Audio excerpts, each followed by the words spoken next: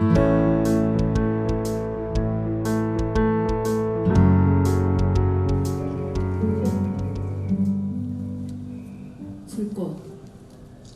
나태주. 자세히 보아야 예쁘다. 오래 보아야 사랑스럽다. 너도 그렇다. 이름을 알고 나면 이웃이 되고, 색깔을 알고 나면 친구가 되고, 모양까지 알고 나면 연인이 된다. 기죽지 말고 살아봐. 꽃 피워봐. 참 좋아.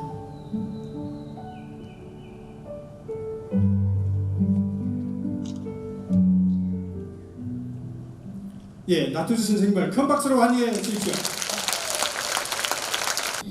그리고 이제 오면서 통영문학 수상집을 봤어요.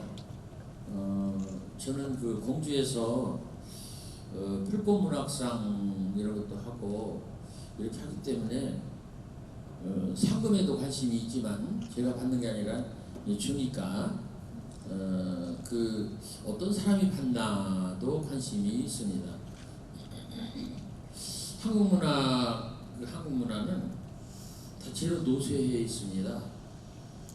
그거면 아마 세계적인 추세인지 모르겠는데, 특히 한국문학이라고 하지 말고 한글문학이라고 할 때 저 중국 길림성 연길에 있는 한글문학자 생산자들, 미국에 있는 사람들, 뭐 일본 사람은 내가 못 만나봤는데 이제 그런 사람들을 만나볼 때 보면 다 늙어 있어요.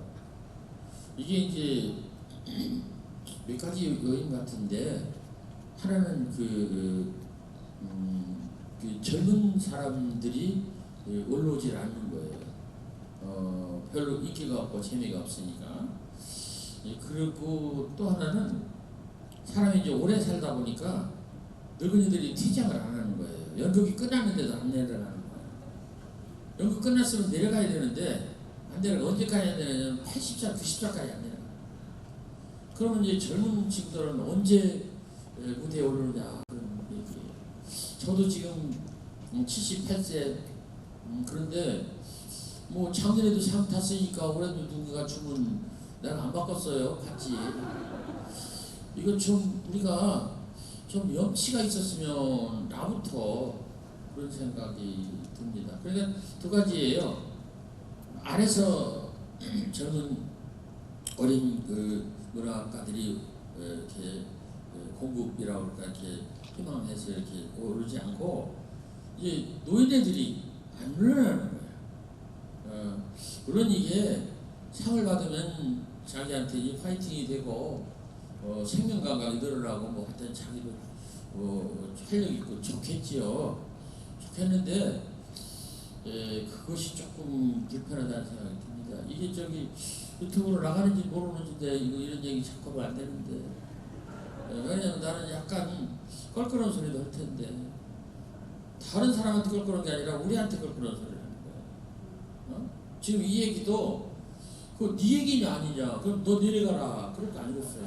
근데 그래도 알면서라도 있어야지. 알지도 못하면 너무 뻔뻔한 게 아닌가. 지금 어제 내가 100일의 리딩쇼를 어제 녹화를 했어요. 그래서 공주를 9시에 갔다가 밤 9시에 왔는데 뭐 나는 여전히 요즘 끌려다니는 뭐 죄수 신세인데 그냥 끌려다녀요. 뭐 끌려다니잖아요. 오늘 또 갑자기 세종시에 끌렸다 여기 듣게 좀 왔는데, 어쨌든 거기서 얘기를 들어보니까 그 기상학자 이런 사람들 얘기 듣고 나는 뭐 꽃치운 이런 얘기를 했습니다만 공기가 1도 올라갔대요. 전 세계의 대기 중에 공기가 1도 올랐는데 이게 천천히 올라가면 좋겠는데 0.5도, 0.6 이렇게 오는 것인데 일단 1도 올라가서 2도, 3도 올라가, 이게 좀 빨라지면 어떡하나? 이런 생각이 들어요. 그래서 이렇게 얘기하더라고요. 미세먼지 방송 나온 거 보십시오. KBS.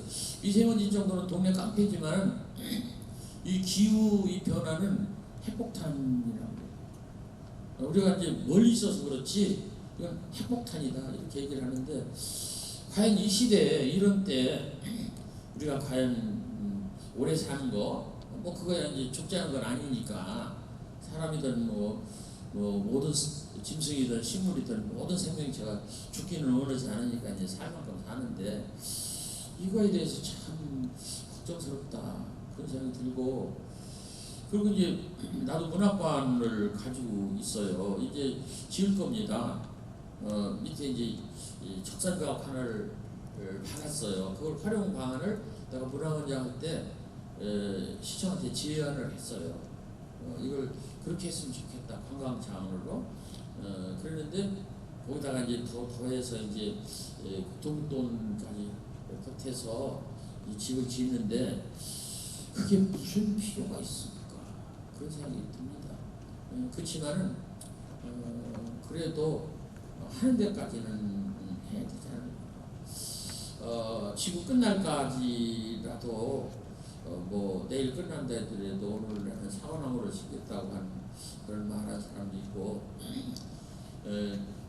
영원히 살 것처럼 배우고 내일 죽을 것처럼 살아라라고 간디 선생 같은 분이 이야기를 했다고 그래요.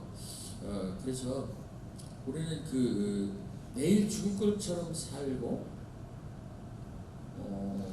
영원히 살 것처럼 배우자. 그게 간디 얘기입니다.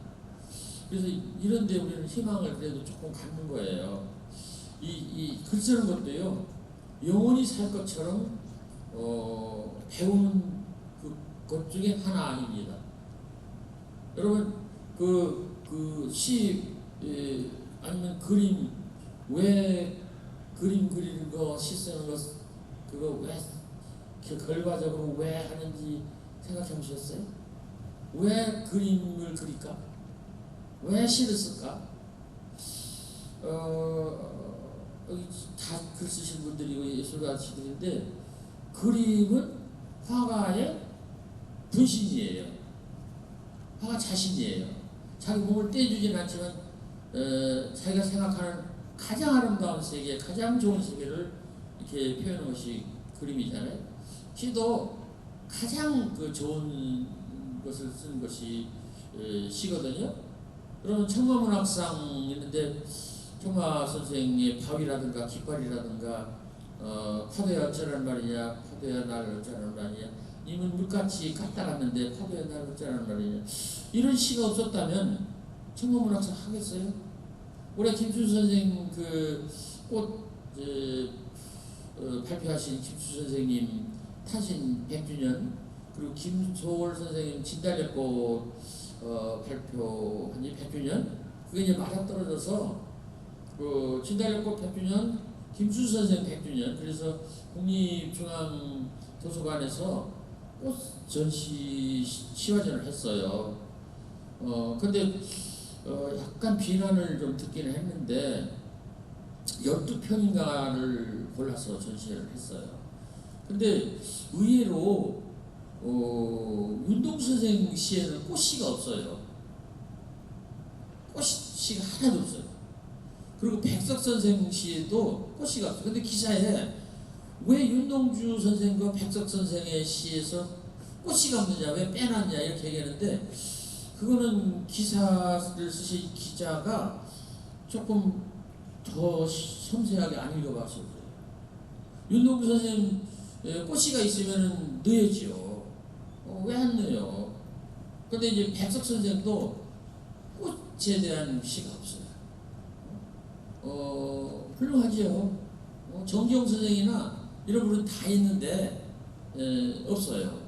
그래서 12편 했어요. 첫 번째가 이제 김소월 선생의 이제 진달래꽃부터 해서, 물론 이제 김수 선생, 유치한 선생도 들어갔지요. 그래서 김수 선생이 꽃 했는데, 맨 막판에 이제 자세히 봐 예쁘다 그것이 들어갔어요. 그래서 거기도 내가 끌려갔어요. 12편인데 11편을 가지가 다 죽고 한편 뒤에 있는 자세히 보아야 이게 하나 살아가지고 내가 대표로 끌려갔어요. 근데 좀 멸구스럽대요. 다 돌아가셨는데 나만 살아서 미안하고 내가 지금이라도 죽어야 되나 그런 생각도 해보고 그랬습니다. 하루 위에 이영기 선생의 낙하가 있었어요. 하루 위에. 그 사이에 도종환 씨의 흔들림을 비는 곳이라도 좀 들어갔으면 어땠을까 싶은 생각이 들었는데 도종환 씨는 이제 국회의원이고 조금 전에 장관을 한 것 같아서 아마 그래서 빼지 않았을까 싶어요. 추천을 했는데 뭐 그런 어떤 서로 피한다는 그런 뜻에서 그런 것 같은데 그렇습니다. 여러분 왜 시를 쓰고 왜 그림을 그릴까요? 답은 오래 살기 위해서입니다. 우리 아시죠? 예수는 길고 인생은 짧다. 그거 아주 그냥 우리 알지도 못하고 외웠는데 늙어보니까 알겠어요. 여기 이제 저하고 이제 비슷한 분들, 이 연세분들도 한두 분 계신 것 같은데 이 80이면요 나이가 많은 겁니다. 근데 학교에 가서 이제 그 강연을 할 때 이제 교장 같은 사람이 제가 이제 78세 그러면 인생 70부터인데 이제 뭐 한 8살 정도 먹은 겁니다. 이런 식으로 얘기를 해요. 그거는 안 맞는 얘기입니다. 나는 그렇게 생각해요. 안 맞는 얘기. 영원히 살 것처럼 뭘 했어요? 공부하라겠지. 영원히 살 것처럼 살아라고는 안 했어요. 영원히 사는 목숨은 없습니다. 없어요. 그러면 생명체가 아니에요. 영원히 사는 목숨은 생명체가 아니에요. 유치원 선생님이 노래하는 바위도 영원히 살지 않고 언젠가는 부서집니다. 그 바위가 부서져야 큰 덩어리 조각 바위가 되고 거기서 이제 돌멩이가 되고 자갈되고 모래되고 흙되는 거 아니겠어요. 그렇습니다. 영원히 사는 목숨은 없어요. 근데 우리 인간에게는 그래도 오래 살고 싶은 그런 소망이 있습니다.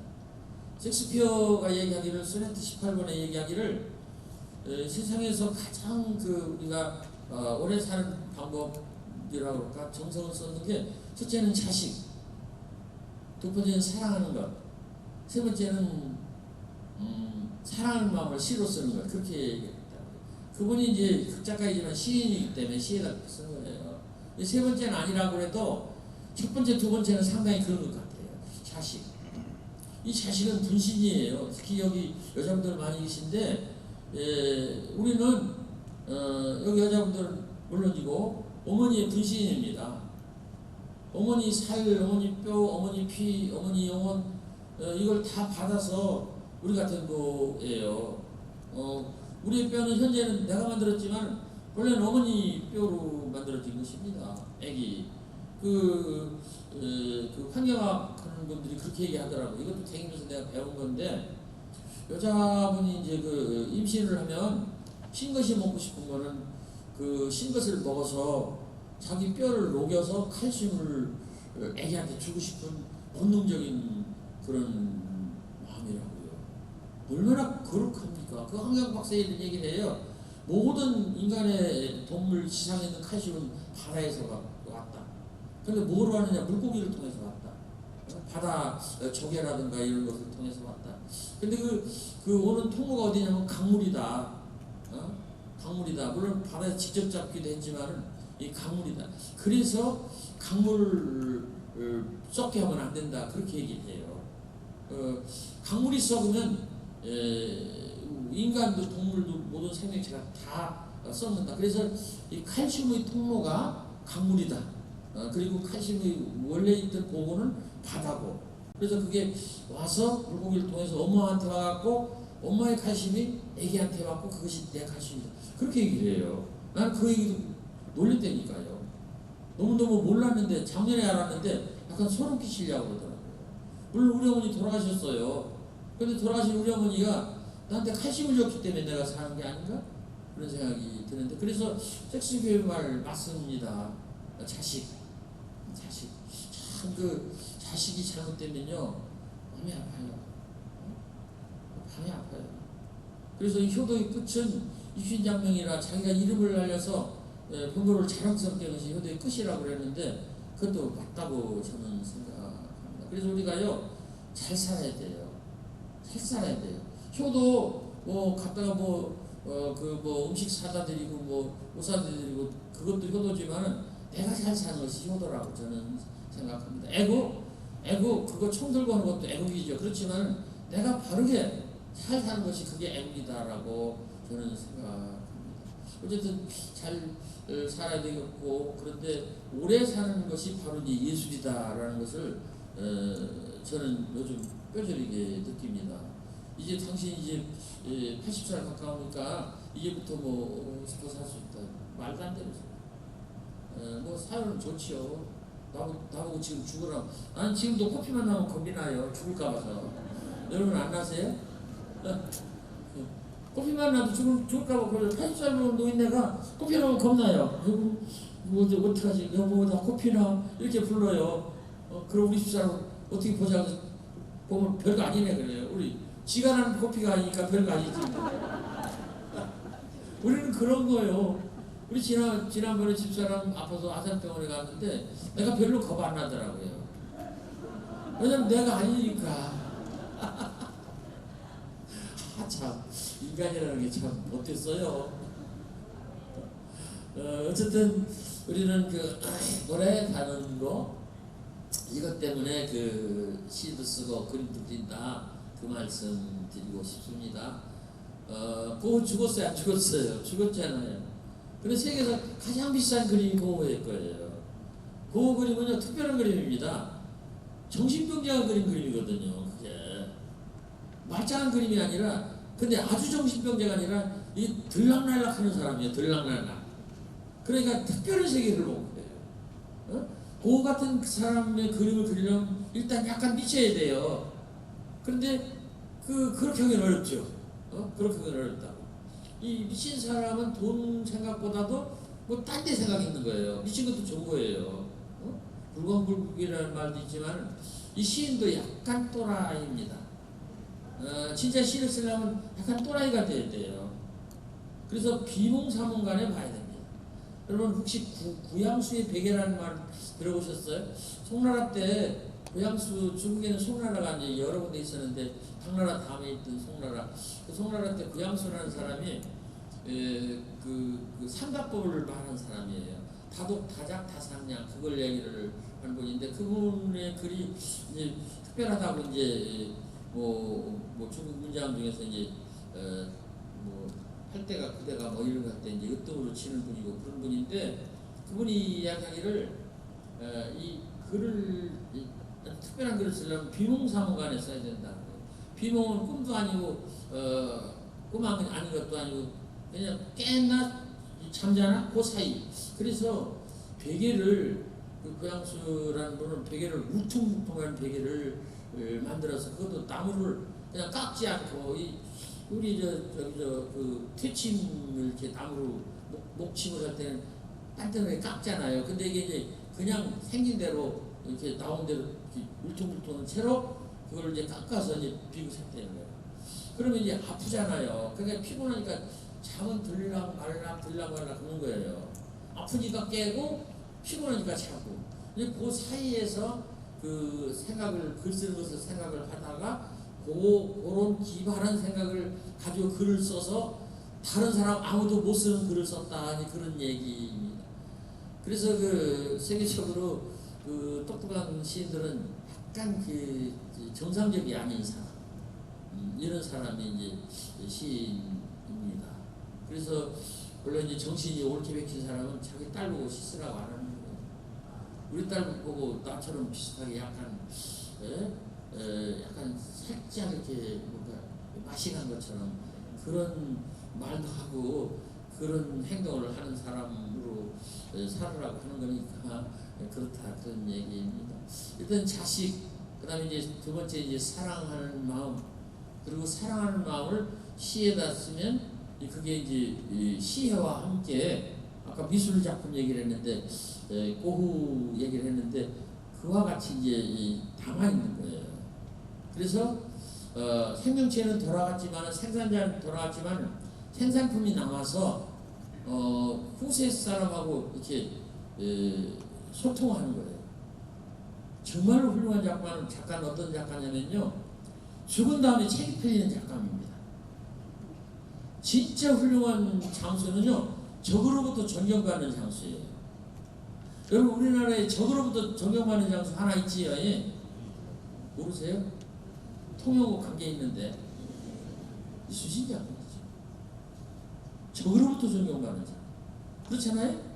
그리고 가장 좋은 찬사는요, 나를 비난하는 사람이 때때로 찬사를 하는 거예요. 나하고 맞서 있는 사람이 라이벌이 찬사를 하는 거예요. 그래, 너는 말이야, 나는 너를 내가 깔보고 싶은데 그래도 너는 이거는 괜찮다 라고 말하는 찬사가 저는 찬사라고 생각합니다. 동지로부터 받는 찬사, 그거는요 그냥 술 한잔 얻어먹는 거랑 똑같은 거예요. 그건 별거 아니야. 아이스크림 하나 같은 거예요.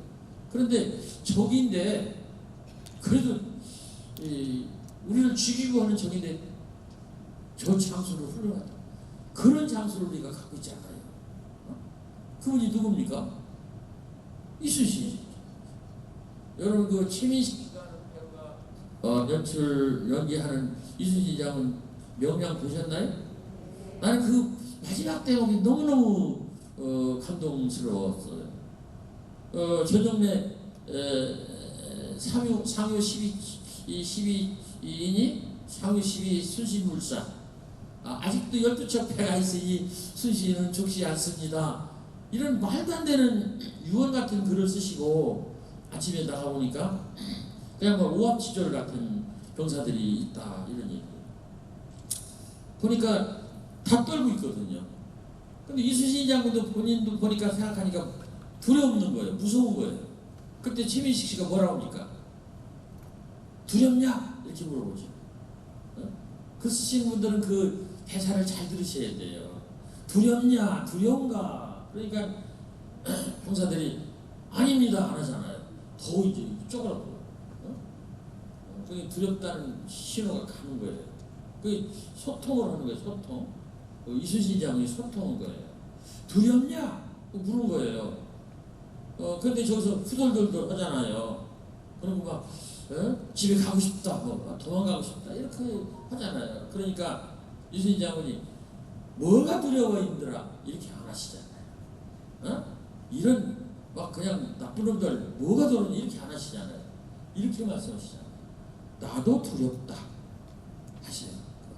나도 두렵다. 그리고 이제 그 말을 하니까 그 병사들이 야, 장군도 두렵단다. 그게 약간 이제 물이 쫙 서로 통한 거예요. 그 수평이 통한 거예요. 그래서 상호작용이 된 겁니다. 이제 나도 두렵다. 진짜 두려운 사람들한테 나도 두렵다니까. 오, 맞아. 두려운 사람끼리 이제 통했다, 이런 얘기예요. 그러니까 그때 유신희 장군이 하신 말씀이잖아요. 이 두려움을 용기로 바꿀 수 있다면 얼마나 좋겠냐. 너희들 두려움을 다 용기로 바꿔라. 죽기 살기로 바꿔라. 생이요, 필생적사, 그렇게 바꿔라. 그 말씀하신 거예요. 죽고자 하는 자는 살 것이요, 살고자 하는 자는 죽을 것이다로 바꾸자. 그걸 그렇게 말씀하신 거예요. 이 두려움을 용기로 바꿀 수 있다면 얼마나 좋을까. 그러니까 다 빠졌던 배터리가 쫙 올라오는 거예요. 두려움이 빠지고 용기가 차오르는 겁니다. 이순신 장군이 그렇게 하셨어요. 최민식 씨가 불분하시긴 했지만 나는 그때 말이죠, 나도 떨리는 것 같은 느낌을 받았습니다. 그러니까 이 병사들이 배터리가 다 차오르니까 이제 주먹이 올라오고 팔이 올라가서 싸우자, 죽자, 싸우다 죽자, 이렇게 돼서 필생적사, 필사적생이 나온 것이죠. 얼마나 대단합니까? 오늘날의 시인들이 이순신 장군한테 배워야 돼요. 두렵냐? 뭐가 두렵냐? 무식한 놈들아, 너희들이 뭘 알아? 시를 우리는 아는 거지. 너희들이 무슨 시를 알아? 시는 이렇게 그냥 그런 사람이라지 너더러고는 아는 거예요. 너더러 그냥 하라는 대로 천만의 말씀. 세상이 바뀌었다는 걸 알아야 돼. 여러분 이렇게 위가 이렇게 되면은 이 낙차가 져서 폭포가 됩니다. 그 밑에는요, 그 물고기가 못 살아요. 살아도 그 물 세게 떨어지는 바깥에 이렇게 빙빙 돌면서 살지. 진짜 물고기가 살려면 수평이 돼야 됩니다. 신이 내려와서 독재하고 이렇게 수평을 맞춰서 진짜 지금 고달프십니까? 우울하냐? 어? 네가 슬프냐? 네가 힘드냐? 그럴 때 내가 어떻게 할까? 어? 내가 어떻게 할까? 내 목숨은 줄 수는 없지만은 내가 옆에라도 서줄까? 나 시간 없어. 그렇지만 조금 같이 걸어가 줄까? 이런 것을 우리가 해야 되지 않을까? 바로 그 이순신 장군한테 저는 배워야 된다고 생각합니다. 그게요, 그 선조 임금 때 얘기예요. 그게 아주 그냥 아주 형편없는 그 옛날 얘기고, 그냥 뭐 병사, 아니 옛날에는 백성은 사람도 아니었어요. 소모품이고 뭐 그런 시대. 이순신 장군이 그러셨어요. 그 나중에 읽어보면요, 그 회라는 말하고 의라는 말하고 회보다도 논하고 의가 많대요. 그 나중에 읽으면 논의했다, 그 다음에 말했다, 이렇게 해서. 그래서 이순신 장군은요, 남의 말을 참 많이 들은 분이라고 그래요. 명량에서도 이길 수 있었던 거는요, 그 동네 물때를 잘 알았던 어부들의 도움을 받아서 그 배를 12척 배로 물리칠 수 있었다고 그랬습니다. 하객진 이런 것도 당신의 그런 선자병법에도 있겠지만은, 그것도 있지만은 그 동네 사람들 얘기를 듣고 그렇게 하는 것이 좋겠다.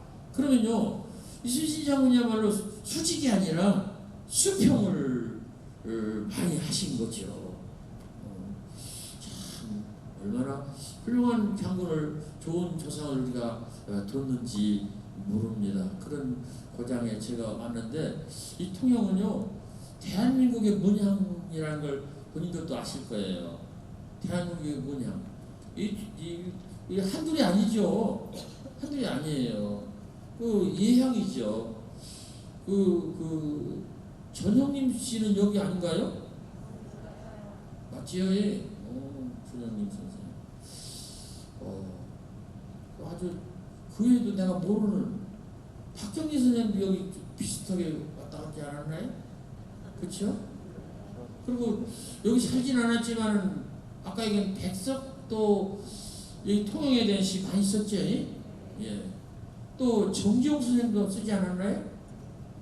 그러면요, 이 통영이 약간 일본인들이 이걸 전해드렸던 군사기지나 뭐 하여튼 남쪽의 어떤 거점으로 조성하려고 하긴 했지만, 아주 아름다운 정말로 좋은 도시가 아닌가. 그렇기 때문에 청마 선생님도 나왔고, 김춘수 선생님도 나오고, 뭐 그 이후에도 좋은 문학가들이 나오시지 않았을까, 그런 생각이 듭니다. 그런데 이런 것도 있어요. 그런 좋은 분들이 나왔기 때문에 뒤에 있는 분들이 약간 뒤절릴 수가 있어요. 여기 있는 분들이 좀 그런 점을 느끼실 것 같아요. 앞에 이미 너무 그 거목들이 나왔기 때문에 뒤에 나오는 사람들이 이제 뒤절리는 면이 있는데, 거기 기죽지 말고 계속 잘 해보시기 바랍니다. 어떤 시인이 기죽지 말고 살아봐, 꽃 피워봐, 참 좋아, 그런 시를 썼지요. 네. 그러니까 기죽지 말고 사시고 본인들이 가지고 있는 꽃을 나름대로 피우시기 바랍니다. 그래서 참 좋은 세상을 맞으시면 좋겠다고 생각을 합니다. 오래 산다는 것은 매우 좋은 것입니다. 근데 그냥 무조건 오래 살면 안 돼요. 저는 그렇게 생각합니다. 생산하면서 살아야 돼요. 이 삶의 목적은요, 생산해서 남한테 도움을 줘야 돼요. 생산해서 남한테 도움을 준다. 결혼해서 이 청년이 돼서 청춘이 돼서 결혼해서 아기를 낳는다. 이거는 이제 인류 국가 이런 데 도움을 주는 거예요. 이 자손이 아기들이 없어지면 없어지는 거 아니겠어요? 그래서 이제 그런 생산 굉장히 중요한 생산이에요. 두 번째는 이 먹거리 생산. 그래서 의식주를 생산하는 거 아주 중요합니다. 그 다음에 이제 아이디어 생산하는 거. 그 다음에 이제 무슨 좋은 그런 어떤 무슨 뭐 공무원 생활하면서 좋은 행정 같은 걸 하는 거 이런 거. 복지 사업도 그렇고 이런 것들이 다 생산이라고 저는 생각합니다. 근데 나이가 먹으면 생산이 잘 안 돼요. 애기 낳는 건 물론 안 되지만은 애기 낳는 건 안 되겠지, 그제? 될 리가 없어요. 그러니까 애기 낳을 때 애기 낳아야 돼요. 그렇지만 나이가 들어서 누워만 있고 이렇게 하는 거는요. 그런 분들한테 돌아가시라는 게 아니라 매우 마음이 아파요. 우리 아버지, 우리 가친도 96세인데 지금 시골에 계세요. 근데 저분이 저분 맞아? 이렇게 생각이 들어요. 우리 아버지 굉장히 건강하고 싸납고 용기 있고 힘 있고 그랬거든요. 근데 그냥 애기로 바뀌었어요. 나이가 들면 자기 보호해주는 사람 말을 잘 듣는데요. 그러니까 자기를 태워서 병원에 가지고 밥 해주고 또 돈 주고 이렇게 염려해주는 사람 말을 잘 듣는데 제 아버지 우리 가친도 96세인데 애기예요. 노인네는 노인네인데 그냥 뭐라고 어떻게 할까? 뭐 이렇게 옛날에 그런 양반이 아니거든요. 우리 아버지는 진짜 무서웠거든요. 근데 그런 무서운 아버지가 아니에요. 딴 분이에요. 우리 아버지는 저 추석 때나 쓸 때 아들이 셋인데 제일 먼저 오는 아이로 혼냈어요. 왜 그러냐면 두 놈이 안 온다고 먼저 오는 놈을 혼내는 거예요. 여러분 이렇게 하면 안 됩니다. 나도 그런 선생을 했거든요. 한 동네 애들이 왔어요. 5명이 다니는데 한 명이 아니고 2명이 안 왔어. 그러면 온 애들을 혼내는 거, 온 애들을. 그리고 반엠이 5명, 6명 결석했어요. 그러면 결석한 애들은 집에 있는데 있는 애들한테 화를 내는 거예요. 그러면 안 돼요. 나도 그랬다니까요. 그게 왜 그랬는지 내가 알다가를 모르겠다니까. 왜 온 애들한테 그래요. 그래서 50명 중에 40명 왔으면 잘못한 놈은 녀석은 10명이잖아요. 그러니까 40명한테 잘해야죠. 그러면 잘했다는 소리를 듣고 걔들도 오지 않겠어요? 우리는 그렇다고 생각합니다. 온 사람한테 잘하자. 있는 사람한테 잘하자. 남은 사람끼리 잘 먹자. 그러면 나중에 잘 먹고 잘 살았다 그러면 가서 꿈꾸는 사람들이 이쪽으로부터 됐다고 해서 오지 말라고 그럴 거 아니겠어요? 그게 이제 공자님이 말씀하신 근자열 원자래라는 말입니다. 근자열 가까운 사람한테 기쁘게 하면 먼데 있는 사람이 온다. 공자님 말씀 우리가 못 들어서 그런 거예요. 왜 온 사람을 혼내켜? 우리 아버지가 그랬어요. 내가 이제 2번째 가거든요. 큰아들인데 2번째가. 그럼 가운데 아들이 그냥 아버지한테 혼나고 있어요. 그럼 내가 들어가면 아버지가 조금 얼굴이 펴져. 아직 펴진 건 아니에요. 막내가 아는 거예요. 그럼 우리 둘이 또 혼나는 거예요. 근데 아까보다는 강도가 내려간 거예요. 둘이 왔으니까. 그런 아버지예요. 그게 우리 아버지는 이런 거예요. 셋이니까 셋 다 와라. 그러지 맙시다 이제. 예? 셋 있으니까 다 와라. 그거는요 좀 불편해. 아니 셋 중에 하나만 와도 많이 왔다 이렇게 생각해야지. 예? 그럴 필요가 없다고 생각해요. 이제 우리 생각이 달라야 돼요. 안 오는 애들은 형편이 있으니까 왔겠지. 그래서 오지 말라는 건 아니고 됐으면 와야지요. 그런 생각이 듭니다. 말하자면 이쪽 편 주장으로 저쪽 편을 생각하지 말자. 저쪽 편 주장이나 생각으로 이쪽 편 생각하자. 여러분 6월달에 얼마 동안에 높은 사람도 뽑고 지방자치단체장 뽑고 그랬잖아요. 누가 뽑았어요? 유권자들이 뽑았잖아요. 그걸 우리는 뭐래요? 주권재민 그러잖아요. 주권재민. 그래서 저는 이 문학 이것에 관해서 저는 좀 달라졌기 때문에 시권재민이라고 저는 말을 바꿔서 얘기를 하고 싶습니다. 시를 결정하는 권리가 시인한테 있지 않고 독자한테 있다. 시인이 있어요. 출판사가 있어요. 서점이 있어요. 독자가 있어요. 시인이 마땅히 바라보고 마땅히 이렇게 받들여야 할 사람은 서점도 출판사도 아닙니다. 누구냐? 독자죠. 독자죠. 그래서 독자가 그렇다면 그런 거예요. 아니 시민이 그렇다고 해 시장이 뽑히는 거지. 시민이 아니라고 그러는데 저 혼자 시장하겠어요? 지가 배고프다고 시장하다고 시장을 해? 내가 약간 시장하긴 합니다만은 오다가 밥을 많이 못 먹었어요. 그건 아니죠. 그 시장한 것도 시장은 다르다고 생각합니다. 아니 그렇게 대통령 된 사람이 있어요. 그 대통령도 많은 공로가 있습니다. 대통령이 되면 나라를 말아먹거나 팔아먹거나 망치고 싶은 사람은 아무도 없어요. 능력이 그것밖에 안 되니까 그런 거고. 근데 내가 대통령이라고 다 앉은 사람이 있어요. 머리 빠지고 저 별달 3개 달은 사람, 그 사람. 나도 머리 빠져서 모자 쓰긴 했지만 그때 그 사람 우리가 아주 미워가지고 뭐 DDD라고 해서 DDD. 예? 전 무슨 대머리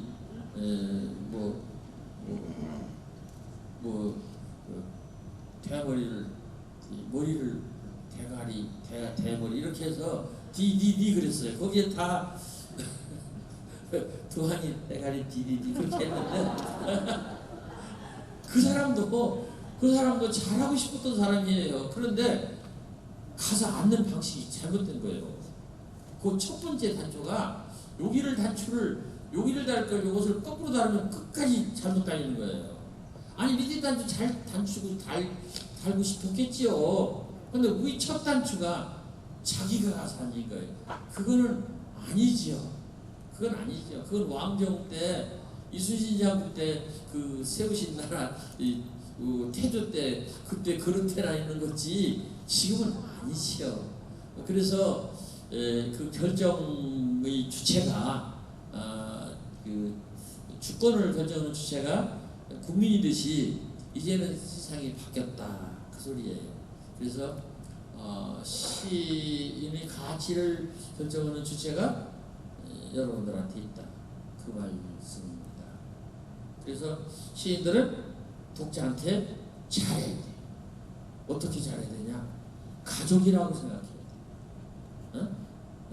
우리의 어린 것이라고 생각하고 우리의 형제라고 생각하고 우리 형님이라고 생각하고 우리의 동지라고 생각하고 이렇게 해서 가족한테 잘해야 돼요. 열심히 해야 돼요. 옛날하고 달라졌습니다. 이제 독자들이 수준이나 이 의식 수준이 굉장히 높아졌어요. 보아주질 않습니다. 지금은 봐주질 않아요. 그게 지금 세상이잖아요. 담론이 바뀌었다고 저는 생각합니다. 담론 이야기 어떤 덩어리, 이야기 주제, 이야기 방향 뭐 그런 거라고 볼 때 옛날에는 크고 높고 멀리 있었어요.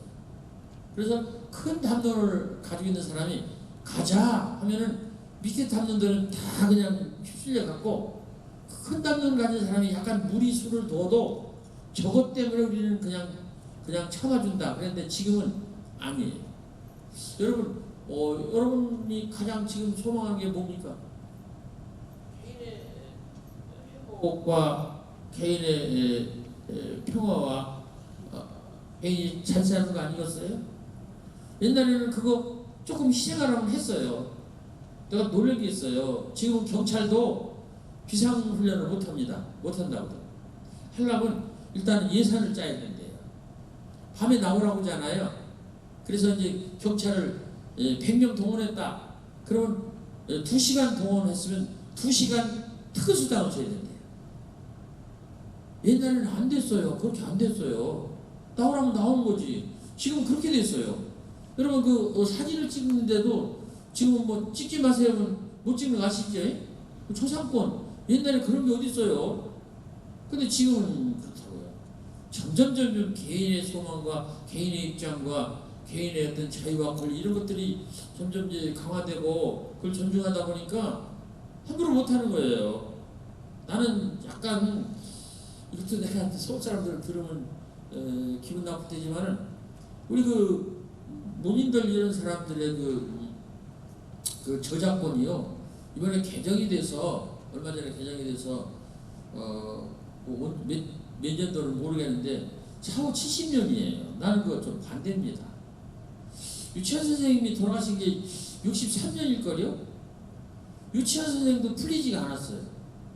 그 유치원 선생님 작품 쓰려면 그 가족이나 저작권 받은 사람한테 얘기를 해야 돼요. 그분이 그 한 편당 10만원 달라면 10만원 줘야 되고 50만원 달라면 50만원 줘야 돼요. 유치원 선생님을 제가 뭐라고 하는 게 아니에요. 나태주를 얘기하는 거예요.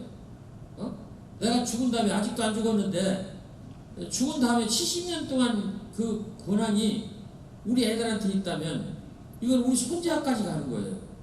손자가 나 글 쓰는 것도 무슨 상관이 있어요? 지가 나한테 용돈 받아 썼을 뿐이지 내가 글 쓰는데 지가 뭐 했어요? 거긴 시의 소재는 되긴 됐다. 그러니까 받아야 되나? 어제나 유아원에서 누가 좋아? 황 선생님 왜 좋아? 그게 제가 쓴 시거든요. 어진이가 들어있으니까 그 어진이가 얘가 가끔 내가 마음에 안 드는가 봐요. 좀 기다리세요. 내가 마음에 들게 할게요. 네, 알겠어요. 내가 마음에 안 들어서 그런 거예요. 그래서 어진이한테 주긴 줘야 되겠지만은 좀 지나쳐요. 자세히 보아야 예쁘다. 오래 봐야 사랑스럽다. 너도 그렇다. 그거 쓰려면 돈 내야 됩니다. 지금요. 그치만은 자세히 보아야 예쁘다가 내 겁니까? 오래 봐야 사랑스럽다가 내 겁니까? 우리 민족 거지요. 그래서 민족 거니까 우리 한국 사람이 좋아하는 한글로 또 쓰기도 했고 그러니까 우리 민족의 말이니까 써서 다른 사람들이 다 같이 쓰도록 하는 것이 더 좋은 것이지. 예? 그렇게 하는 것은 그거 내가 살았을 때는 괜찮을 것 같아요. 한 10년이나 20년도 괜찮을 것 같아요. 그러나 70년까지 가는 것은 너무 지나치지 않을까. 방송국에서요 그 시인이 시집을 내거나 좋은 시를 쓰면 그걸 가지고 방송을 프로그램으로 삼습니다. 그걸 옛날에 SBS에서 현재 시인협회장 하던 유자여 씨가 그때 그 방송국에 있을 때 그렇게 했어요. 근데 저작권에 비해서 하도 딴지를 걸고 돈 내라고 그러니까 그 다음에 방송국에서 하는 짓이 뭘까요? 어떻게 했을까요? 자꾸 시비를 걸어요. 돈 달라고 해요. 어떻게 할까요? 아니 뻔해요. 아주 쉬운 방법이 있어요. 그 프로그램 어떻게 할까요? 없애버리는 거예요. 없애버리는 거예요. 자기 발목이 시인들 발목이 다 잘리는 거예요. 어제도 내가 김미숙 씨를 만나는데 김미숙 씨가 그 어느 방송에서 시를 자기가 읽는 프로그램을 한대요. 근데 하도 시인들이 돈 달라고 그래서 시를 못 한다고 하더라고요. 그리고 그 작가가 매일 아침에 나 시를 한 편씩 써서 보내준대요. 작가가. 아니 그런 게 어디 있어요. 자세히 보아 예쁘다. 우리 민족 것입니다. 학교나 이런 공공기관에서 쓰시겠다면 나는 병원에 쓰시겠다면 얼마든지 쓰라고 그렇습니다. 돈 주면 더 좋지만 안 줘도 쓴다 그 소리예요. 그래야지요. 그렇지 않겠어요? 자세히 보아 예쁘다. 옛날에 내가 이 시를 쓰고 나서 내가 그 사람들을 봤으니 망정이지. 제가 버스 타고 다니죠. 오늘 원체급해 갖고 우리 저 사무실 직원 직관에서 내가 차 타고 왔는데 이제 서울 가려고 이제 버스를 기다리고 있는데 버스 기다리면 30분 기본이에요. 기다리는데 그 할머니 젊은 할머니 두 분이 서서 이야기를 하더라고요. 할머니가 그 아기를 얻고 있어요. 아기를 얻고 있는데 그 아기가 손녀 딸인 것 같아요. 근데 이 할머니가 그 옆에 있는 자기 친구 아는 사람한테 얘가 우리 둘째 딸입니다 이렇게 얘기를 해요. 그러면 정부가 나왔잖아요. 둘째 애 딸이라고 그랬잖아요. 그러면 이제 딸이면 첫 번째 이걸 도와주는 사람이 뭐라고 말해야 되냐면 예쁘군요 이렇게 해야 돼요. 그 귀엽군요 이건 두 번째고 그런데 이 할머니가 계속 자기 딸에 대해서 손녀딸에 대해서 얘가 둘째의 딸입니다 이렇게 얘기하는데 옆에 있는 할머니가 아무 말도 안 하는 거예요. 내가 옆에서 들었어요. 그랬더니 이 설명을 또 하더라고요. 얘가 말도 잘하고요. 뭣도 하고요. 설명을 하더라고요. 그럼 이제 두 번째 말을 귀엽군요라도 해야 되는데 옆에 있는 그 할머니 친구가 그것도 말을 안 하는 거예요. 그래서 그 사람이 어떻게 하나 봤더니 할머니가 자기가 얘기하더라고요. 얘도 자세히 보면 예뻐요. 그 무슨 소리냐? 예쁘지 않다는 걸 할머니가 아는 거예요. 그러면 자세히 보아야 예쁘다. 그게 내 말입니까? 그 할머니 말이에요. 내가 만약에 이 시를 먼저 썼으니 망정이지 먼저 쓰지 않았더라면 그 할머니 말을 내가 훔쳐다 썼을 거예요. 여러분 이런 말 아세요? 위대한 시인은 훔치고 졸렬한 시인은 빌린다. 누구의 말? 아까 얘기한 셰익스피어. 그리고 또 얘기했어요. 엘리엇, T.S. 엘리엇. 이게 반복해서 얘기했어요. 피카소는 그걸 자기 나름대로 바꿨어요. 위대한 화가는 훔치고 졸렬한 화가는 빌린다. 여기서 훔치는 건요, 돈이나 물건이나 사람 훔치면 벌받아요. 나쁜 거예요. 그런데 좋은 감정이나 좋은 어떤 느낌 같은 것을 훔치는 것은 훔치는 사람 거랑 악한 소리예요. 여러분 훔치는 것과 빌리는 것이 어떻게 다르죠? 훔치면 어떻게 돼요? 내 것이 되죠. 자동차를 훔쳤어요. 근데 범퍼라든가 색깔이라든가 그런 그냥 달고 다니는 도둑은 없을 거예요. 어떻게 하지요? 일단 범퍼도 바꾸고 색깔도 바꾸고 이래서 완전히 다른 차처럼 하고 다니죠. 예? 그래서 주인이 봐도 이게 내 차 맞아? 이렇게 할 정도로 해야 훔친 거예요. 우리 빌리는 것은 어떻게 합니까? 그거 그대로 줘야 돼요. 우리나라 말 중에 재밌는 게 담배불 좀 빌립시다 그런 건 참 우리가 재밌는 말이에요. 그럼 언제 갚고? 갚을 일이 없잖아요. 그 달라고 못하고 달라는 말을 우리나라 사람들은 빌립시다 이렇게 얘기해요. 근데 이 사람이 빌려서 가는 것도 아니고 달라는 말인데 주잖아요. 빌려주잖아요. 그런 걸 보면 그 마음속에 참 우리나라 사람한테 좀 어떤 그 두꺼운 어떤 인정 같은 것이 있다고 보는데 그렇죠. 위대한 시인은 어떻게 하고요? 훔치고 졸렬한 시인은 빌린다. 이게 엘리어트 말이에요. 그래서 나는 가끔 이런 얘기를 합니다. 앞에 있는 사람, 동행하는 사람이 아주 멋있는 얘기를 해요. 그럼 내가 그분한테 이런 얘기를 해요. 말 조심하세요. 그럼 굉장히 기분 나빠요. 나보고 말 조심하지 말라고? 그렇게 좋게 말씀하시면 내가 그걸 훔쳐갑니다. 조심하십시오. 내가 도둑놈이요. 여러분 시를 쓰는 사람은요 아름다움이 도둑놈이에요. 아름다움이 본래 나한테 있었습니까? 아름다움을 내 거로 하는 거예요. 여러분 꿀벌이 가져오는 꿀이 있어요.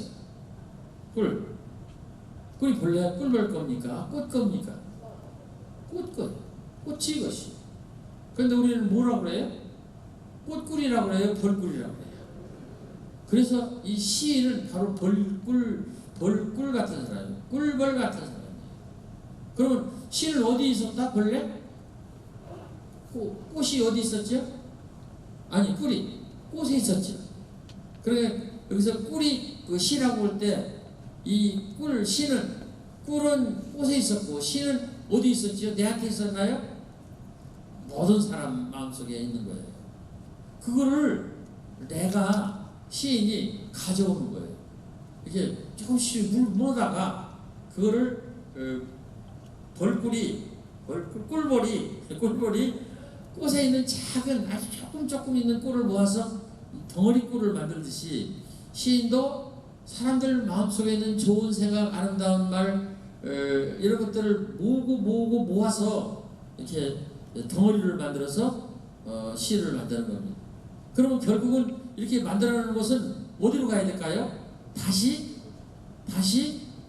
사람들한테 가야 돼요. 이게 원칙이라고 저는 생각합니다. 그런데 이걸 70년 동안이나 막아놓는 것은 매우 나쁘다 그런 소리예요. 빨리 가야 돼요. 대충 빨리 가야 돼요. 그래서 시인들이 본세가 그러니까 시집이 안 팔리는 거예요. 빨리 가야 된단 말이죠. 한의사들한테 들어봐요. 1침, 2부, 3약이라고 그래요. 제일 급할 때는 침 놓고요. 1침. 두 번째는 뜸, 2구. 세 번째는 약. 신은 약이 아닙니다. 급하니까 침이에요. 입이 돌아갔어요. 보안하사. 침 놓아서 이걸 돌려야 돼요. 지금 막 이 사람이 토사강난 났어요. 막 그냥 토하고 막 사하고 그리고 이 위장이 막 뒤틀려서 광난이 난 거예요. 이게 이제 위 경련이거든요. 토사강난이 위가 막 떨어서 이 먹은 걸 막 토하고 밑으로 보내고 뭐 살려주세요 위 죽습니다 라고 하는 그런 신호거든요. 토사강난 약도 안 돼요. 왜냐면 토하니까 안 되는 거예요. 그때는 침을 넣으면 이게 위가 떠는 것이 가라앉고 이렇게 할 때 그때 백피탕 설탕 끓인 물 이런 걸 먹으면 위가 조용 이렇게 조금 이렇게 잠이 들고 토사를 하던 토하고 설사를 하던 사람이 잠이 들지요. 그 침이에요. 바로 신은 그 토사광난과 같이 그 고아나사 같이 이렇게 급한 그런 상태에 침으로 한 방에 해결하는 거라고 저는 생각합니다. 벌꿀이 가져오는 꿀과 같고 그리고 한의사가 철치하는 이 침과 같다. 그래서 시는 짧을수록 좋아야 됩니다. 좋습니다. 근데 오늘날 시인들이 어떻게 시를 씁니까? 길게 쓰죠. 왜 길게 쓰냐? 짧게 쓸 자신이 없으니까 길게 쓰는 거예요. 그리고 시를 쓸 때 자꾸 대해서 쓰는 거예요. 여러분 대해서 쓰지 마십시오. 대해서는요 최백호가 부르는 낭만에 대해서 끝나야 돼요. 대해서니까 무엇에 대해서니까 자꾸 대신해서 얘기를 하는 거예요. 대신해서 변두리를 치는 거예요. 변두리를 자꾸 최백호 씨가 부른 낭만에 대해서는 낭만이 아니에요. 낭만의 과거형을 가지고 지금 와서 이제 와서 시련의 아픔이야 뭐 알야마는 이렇게 얘기가 나오는 거예요. 과거형 멀리 있는 것에 대해서 대해서 쓰는 거예요. 여러분 대해서 쓰지 마십시오. 그것 자체를 쓰십시오. 그리고 더 나아가서 그것이 되게 쓰십시오. 나보기가 역겨워 가실 때에는 죽어도 아니면 훌륭이다. 이런 김소월 선생의 시를 읽으면 그 이별의 슬픔이 그냥 되는 거예요. 여자가 떠납니다. 남자를 울고 있습니다. 이렇게 대해서 쓰진 않았잖아요. 그거는 서사문학에다 맡겨야 돼요. 오늘날 시들이 자꾸 서사를 하는 거예요. 얘기를 하는 거예요. 그 사건을 얘기하는 거예요. 아닙니다. 뚝 잘라서 대해서 쓰지 말고 그것 써야 돼. 그것 자체를 써야 돼요. 그리고 더 나아가서 그것 자체가 되게 해야 돼요. 김수 선생의 꽃도 마찬가지예요. 나는 너에게 너는 나에게 잊혀지지 않는 하나의 무엇이 되고 싶다? 여러분 여쭤볼게요. 나는 너에게 너는 나에게 그 순서가 바뀌었는지만 잊혀지지 않는 하나의 의미가 되고 싶다. 눈짓이 되고 싶다. 여러분 손 한번 들어주시기 바랍니다. 1번 의미 손 들어보세요. 들으세요. 괜찮아요. 네. 내리세요. 눈짓. 이 눈짓 굉장히 젊으시네요. 그거는 선생님 들으신 것은 요즘에 나온 책을 읽으신 거예요. 김수 선생은 본래 의미가 되고 싶다라고 쓰셨어요. 근데 이제 문장사에서 나온 74년인가 5년도에 나온 책에서 눈짓을 의미를 빼고 눈짓이라고 바꿨었어요. 그냥 몸짓인가 눈짓으로 바꿨어요. 내가 생각할 때는요, 김춘수 선생이 무의미시론을 생각하면서 아마 의미를 뺀 것 같아요. 그래서 나는 의미를 읽었기 때문에 지금도 어떤 책이든지 김춘수 선생 그 얘기를 인용하려면 의미라고 저는 씁니다. 그 시도 읽어보면 너와 나의 그 소중한 관계성에 대해서 이게 가슴에 와서 닿고 그래야 되겠구나. 내가 너에게 꽂힌 것처럼 너도 나도 꽃이 되고 싶다. 이런 생각이 바로 오잖아요. 근데 여기 김춘수 선생님 가까이 가셨던 분 계세요? 없으세요? 혹시 이 얘기 들어보신 적 있어요? 김춘수 선생이 당신의 대표작을 꽃이라고 할까요? 안 할까요? 이런 때는요, 답이 안 할까요? 안 합니다로 답을 했어야 돼요. 네. 당연하죠. 근데 당연한 걸 왜 물어요? 여러분, 최준천 박사가 얘기를 했는데 지상에 있는 사람의 몸무게와 몸무게 총량과 개미의 몸무게의 총량을 다르면 개미가 무거울까요? 사람이 무거울까요? 이런 데는 개미가 무겁다라고 답을 해요. 뻔한 걸 묻잖아요. 근데 실지입니다. 실지. 김수 선생은 꽃이 당신의 대표작이라고 하면 화를 내시는 분이었어요. 내가 여쭤봤어요. 당신께서는 꽃이 아니고 타령조라든가 처용이라든가 이런 작품을 대표작이라고 하시기를 바랬던 거예요. 여쭤볼게요. 처용이 대표작이라고 생각하는 분 손 들어보십시오. 왜 한 분도? 네. 타령조가 대표작이라고 생각하는 분 손 들어보십시오. 들으시는 분 들으면 안 돼. 꽃이 대표작이라고 생각합니다. 많잖아요. 그러면 김수 선생의 대표작은 뭘까요? 꽃이에요. 꽃이에요. 그러면 그걸 누가 결정했습니까? 독자가 결정. 독자가 결정. 내가 부여에서 한국시인협회 세미나 때 90년대 그 살아계실 때 그분이 이제 건강하실 때 여쭤봤어요. 내가 좀 약간 궁통받은 짓을 잘하거든요. 선생님 대표작은 꽃이시죠? 그랬더니 누가 그딴 소리를 해야 하더니 막 눈을 부라고 혼내시더라고요. 그래서 내가 그냥 졸업했는데 속으로 그래도 대표작은 선생님 꽃입니다. 그래도 지구는 돕니다. 그 소리가 똑같은 거예요. 여러분, 그래도 지구는 돌지요. 응? 그렇죠? 그래도 김수 선생의 대표작은 꽃이죠. 그러니까 올해 김수 선생 그 기념을 해서 꽃 전시회를 중앙 국립도서관에서 했잖아요. 여러분, 김수 선생 돌아가셨나요? 근데 안 돌아가셨어요. 우리가 이렇게 얘기하니까 안 돌아가셨어요. 여러분, 코코 영화 보셨나요? 기억을 하고 사랑을 하고 하면은 죽은 세상에서 산다고 그러죠. 나는 그 영화를 못 보고요. 8월 달에 저기 애틀랜타 문학강연 갔다 오다가 비행기 안에서 봤어요.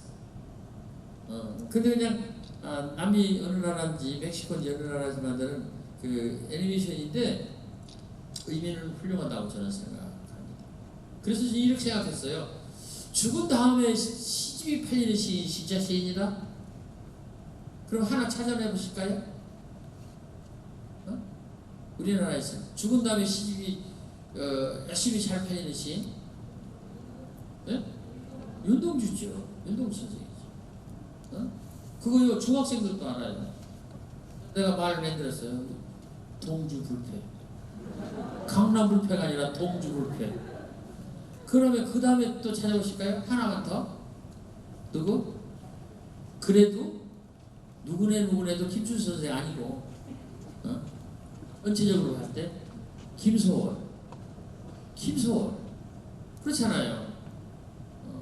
그러면요, 책을 이렇게 해놓으면 팔릴까요 안 팔릴까요? 보세요. 우리들이 요즘은요, 말을 이쁘게 해야 돼요.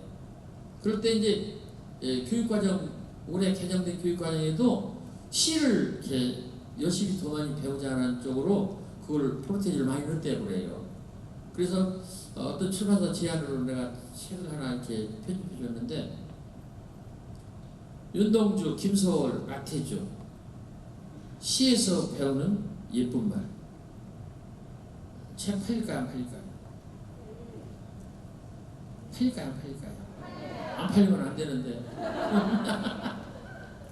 우리 풀꽃문학관에서 저기 저작권료를 받고 내는 첫 번째 책입니다. 그래서 그 저작권료는 나오는 인쇄는 다 풀꽃문학관에 주려고. 내가 윤동주, 김소월은 이미 저작권 그 기간이 끝났어요. 62년 이전에 돌아가신 분은 끝났어요. 62년부터 50년 이전 또 50년이거든요. 그러니까 이제 62년, 61년에서 따져보면 50년. 김영랑이라든가 이런 분들은 끝났어요. 근데 이제 그 우리 유치한 선생님 63년인가 4년인가 돌아가신 것 같아요. 더 뒤에 돌아가셨는데 하여튼 그렇기 때문에 안 풀렸어요. 그래서 어쨌든 나는 그렇게 했는데 어쨌든 시라는 것이 그렇게 대단하다 그렇게 생각합니다. 윤동 선생은 살아있어요. 코코에서처럼 절대로 살아계십니다. 그분은 28살에 돌아가셨어요. 윤동 선생이 1945년 2월 16일에 돌아가셨어요. 저는 1945년 3월 16일에 태어났어요. 그게 딱 한 달 만에 태어났어요. 저는 윤동 선생하고 닮은 게 없어요. 그분은 28살에 돌아가셨고 나는 80 가깝게 살았어요. 되게 미안하네 그분한테. 그분은 결혼도 안 했어요. 나는 결혼도 했고 손자까지 낳았고 이렇게 늦게까지 살았고. 근데 닮은 거는 이제 시를 썼다는 것 하고 끄트머리 자가 주라는 것하고 이런 얘기를 애들한테 설명해요. 윤동 선생님 돌아가셨다니. 그러면서 하늘으로 한 점 부끄러웠기를 입새에는 바람 하나에도 나는 괴로워했다 하면서 얘기를 하면 아주 장난꾸러기 중학교 2학년 아이가 손을 들어요. 선생님 윤동주 안 죽었습니다 이렇게 얘기해요. 말하자면 코코 영화를 하는 거예요. 얘가 코코 영화에 나오는 소년처럼 얘기를 하는 거예요. 윤동주 안 죽었습니다. 무슨 소리냐. 내가 방금 1940년 2월 10일 돌아가셨다고 안 했냐. 그러면 이렇게 얘기해요. 걔가 또 구하니까 걔가 말을 해야 되지 않겠어요. 그러니까 핑계지요. 내 마음속에 살아있습니다 이렇게 아이고 장난하느라고. 그러면 다른 애들이 와 하고 놀래요. 놀래는 걸 보고 지가 또 놀래. 그래서 내가 걔 보고 그래. 너 훌륭한 애다. 맞아. 나도 처음 알았다. 네 마음에 살아있고 너들 마음에 살아있으므로 내 마음에도 살아있는다. 그래서 거기서 내가 동주불편한 말을 만들어냈다니까요. 애들이 선생이에요. 어쩌면 그렇게 애들이 그 맑은 영혼으로 그런 말을 그런 생각을 해내는지. 윤동 선생 돌아가시지 않았습니다. 그래서 저는 생각을 해봤어요. 진짜로 좋은 작가나 시인은 죽은 다음에도 여전히 책이 팔리는 사람이다. 살아서뿐만 아니라 죽은 다음에도 책이 팔리는. 소설가 중에 내가 보니까는 하나 있더라고요. 황소나무. 작품은 뭐죠? 소나기. 참 놀랍네요. 답이 나오잖아요. 우리 미리 전화로 약속 안 했지? 네? 그런 걸 우리는 입 맞췄다고 그러는데 그럴 때 입 맞추는 거 좀 다르지만은 우리 서로 약속 안 했어요. 그래도 이렇게 소통이 되잖아요. 이수진 장군하고 영사하고 할 때 그때도 서로 전혀 이질적인데도 소통이 됐다잖아요. 우리 천만 원인데 답이 딱 소나기가 나왔잖아요. 그렇습니다. 이래서 아주 그 좋은 시인, 좋은 소설가 이런 분들은요 죽어도 사는 거예요. 죽어도 산다. 우리는 죽어도 살기 위해서 작품을 쓰는 것입니다. 법정 스님이 참 그분도 참 좀 알다가도 모르겠어. 끝날란 같다. 선생님이 일어서시고 보니까 좀만 하고 말할게요. 법정 스님이 어떤 방송에 나와서 이런 말씀을 했었어요. 사람이 죽으면 물건이 죽는다. 그런 말을 했어요. 그래서 살을 때 줘라. 여기 커피잔이 있어요. 여러 개가. 몇 벌이 10번, 20번 있어요. 있는데 죽은 다음에 가져가라면 죽은 사람 거라 해서 안 가져간다. 그래서 살을 때 줘라. 그런 말을 방송에 나와서. 근데 그 뒤로 내가 어떤 출판사한테 그 얘기를 했더니 사장이 그러더라고요. 책도 사람이 작가가 죽으면 죽습니다. 그래서 여기 통영에서 청마 선생이나 대여 김춘수 선생이나 이런 분들의 시 작품 초정 김상욱 선생이나 이런 작품을 드러내서 상을 주고 그러므로 코코의 영화처럼 그 세계에서 그 선생님들이 여전히 이 에너지를 받아서 응원을 받아서 잘 그쪽에서도 열심히 여전히 잘 계실 것이라고 생각합니다. 그래서 이런 행사나 이런 일들이 굉장히 중요한 일이에요. 그래서 이렇게 여기 이렇게 오면은요 강인 같은 데 갈 때 그 동네 사람 얘기를 많이 해야 돼요.